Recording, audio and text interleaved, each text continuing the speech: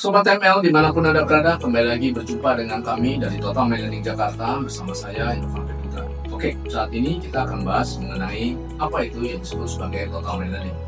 Total Learning dapat didefinisikan dalam dua klasifikasi, yaitu adalah sikap mental dan yang kedua itu adalah teknologi.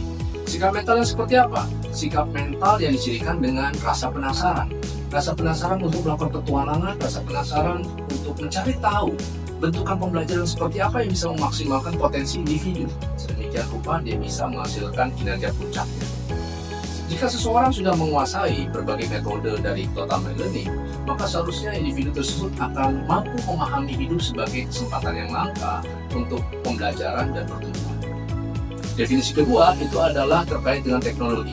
Teknologi yang seperti apa? Teknologi yang memungkinkan individu untuk melakukan penyusunan terhadap persepsi dan informasi yang memungkinkan dia bisa mengeluarkan seluruh potensinya. Sedemikian rupa dia bisa mencapai kinerja puncaknya. Jadi, kembali lagi ingat, definisi daripada TML ada dua, yaitu adalah sikap mental dan yang kedua adalah teknologi. Nah, sekarang pertanyaannya adalah, mengapa Total Learning dibutuhkan oleh individu? Apapun Anda, profesi Anda, apapun profesi Anda, apakah seorang siswa, apakah Anda seorang bisnismen, apakah Anda seorang pekerja, Anda akan selalu setiap hari dihadapkan oleh permasalahan. Nah, ketika Anda memiliki tujuan, pencapaian tujuan Anda seringkali akan memiliki constraint atau hal yang menghambat Anda. Ada dua hal yang menghambat tersebut, yaitu adalah faktor teknis dan faktor non-teknis. Mari kita ambil contoh misalnya seorang siswa yang bersekolah. Tentu dia menginginkan untuk mencapai prestasi puncak ketika dia bersekolah.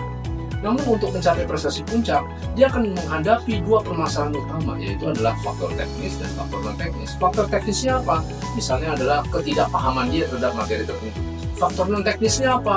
Misalnya keengganan dia untuk mempelajari. Dia tahu dia tidak paham, tapi dia tidak memiliki motivasi yang cukup untuk mempelajari atau mencari tahu bagaimana materi tersebut, atau bagaimana membuat dirinya bisa memahami materi tersebut.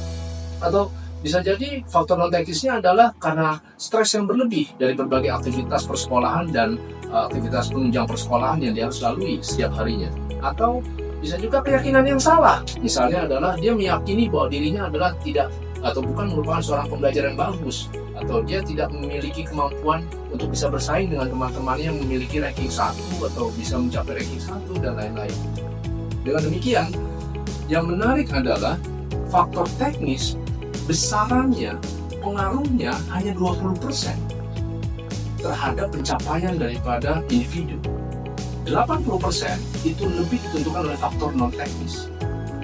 Sejarah sudah membuktikan signifikansi faktor teknis hanya 20% dalam pencapaian target individu. Sementara 80% itu lebih ditentukan oleh faktor non-teknis.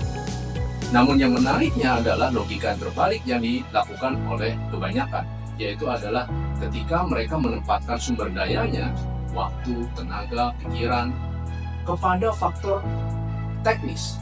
80% sumber daya manusia lebih diarahkan untuk memecahkan masalah-masalah terkait dengan faktor teknis.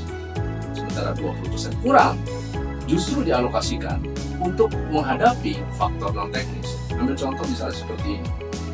Ketika Anda tidak memiliki pemahaman yang cukup baik atau ketika Anda tidak mencapai prestasi yang cukup baik di dalam suatu materi pembelajaran di sekolah, kemudian dia menghabiskan lebih banyak waktu, tenaga, dan biayanya untuk mengikuti berbagai pelajaran tambahan, katakan misalnya bimbingan belajar, tes privat, dan lain-lain. Tidak ada yang mengatakan bahwa itu salah, namun ada hal yang menarik.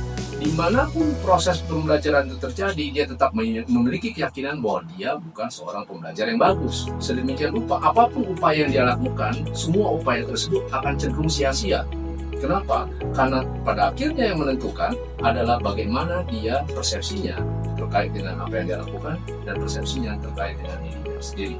Dengan demikian, pastikan untuk mencapai keberhasilan Anda mengetahui ada dua faktor yang memegang peranan utama, faktor teknis dan faktor non-teknis. Dan kemampuan Anda untuk mampu mengendalikan kedua faktor tersebut akan menentukan apakah Anda mampu untuk menghasilkan kinerja puncak atau tidak dalam perjalanan keseharian. Demikian untuk sesi video kali ini, mudah-mudahan Anda bisa melakukannya dan bisa mencapai kinerja puncak Anda apapun yang Anda lakukan. Salam dari kami, semoga Anda bisa mencapai kinerja puncak di berbagai hal yang Anda lakukan. Sampai berjumpa pada video berikutnya.